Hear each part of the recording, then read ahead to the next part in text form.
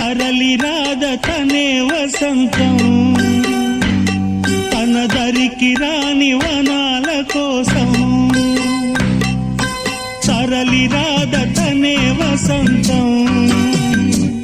తన దరికి రాని వనాల కోసం గగనాల దాకా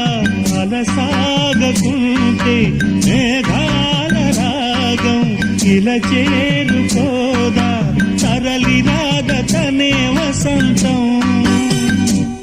తన దరికి రాని వనాల కోసం